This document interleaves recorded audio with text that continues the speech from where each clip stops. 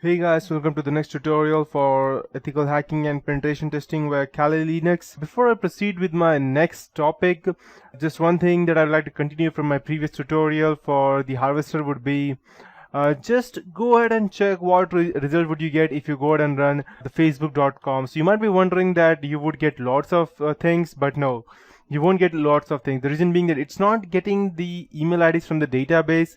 It's only getting the email IDs of the people or the person who go ahead and mail out stuff to you, like from the help side or the warning side or any other thing that the Facebook wants you to know. So you might be thinking that the way you got multiple things from Google, you'll get the same thing from the Facebook, but it won't. The reason being that Facebook has kept it much more, tried to keep it much more secure by lowering as low as they can for the minimum amount of email IDs they have. So this is through one, but we'll just go ahead and check through all and let's see if we get the same thing.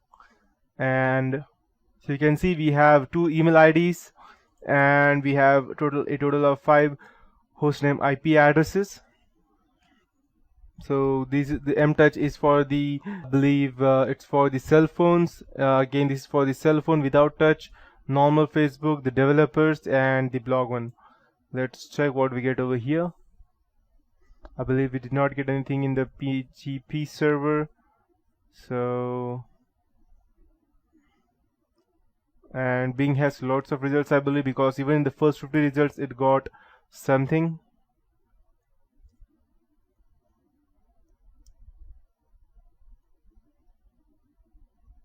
Also go ahead and start the normal term of the harvester. And let's check whether it goes through Shodan. Okay. No, I believe it does not go through Shodan. Perfect. So as you can see that when I went ahead and tried to use, okay, I have loads of other things. I tried to use all of these things. I got n number of email IDs than the one I got over here. So these are, I believe, some of them may be the administrator, some may be the person who are trying to go and keep network on the chat or trying to keep them safe. So the firewall people. So these are the list of all the people who go ahead and manage the Facebook from day to day. So yeah, it's good enough. I can see, as far as I can see. Fine. So now this is just for this is through a social networking website. If you go ahead and check the same through any random company, so let's check some of the big shot companies. Let me think. We have Microsoft. No, I want some random companies. Let's check what do we get. And perfect. So let's go ahead and take this website. My connection is a bit slow. I'll just type Indian. Okay, let me check whether my Google is working or not. Okay, it is working. Okay, perfect. So I won't go over there, but now you know how you can go ahead and get all the IDs or the email IDs. If you're looking at it from a company's point of view, you can gather multiple things. And yesterday I also showed you one more thing which is related to whois, and you can go ahead and gather a lookup over here. But again, if you're using Google and if you're going ahead and gathering information, your efforts can still be traced. So there is one better thing. Rather than searching it over here, I can go ahead and do the same thing over here on my terminal. So I'll just clear everything and I'll type whois and I'll type google.com, or I'll just type a better one, microsoft.com, since that is a more private company than Google. Perfect. So even without using any kind of tool, I just went ahead and typed whoisgoogle.com and it gave me all the information. So it starts from over here. Server name is microsoft.com, or goddamn, okay, I'll just ignore that. So IP addresses, and this is the fake one, I believe. That's the reason it gave me. And I have, okay, Fine.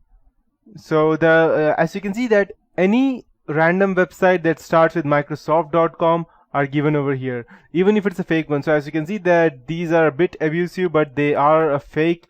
That's the reason it still gave it out, because and these are the fake ones. Only the ones ending with Microsoft.com are the real one. Everything else is fake. So you can go. So this is better than just going ahead and searching over the web, because the web will only give you a specific, or it will go ahead and narrow it down to the original Microsoft.com. Whereas when you go ahead and try it Linux, it will go ahead and give you all the website that starts with Microsoft.com.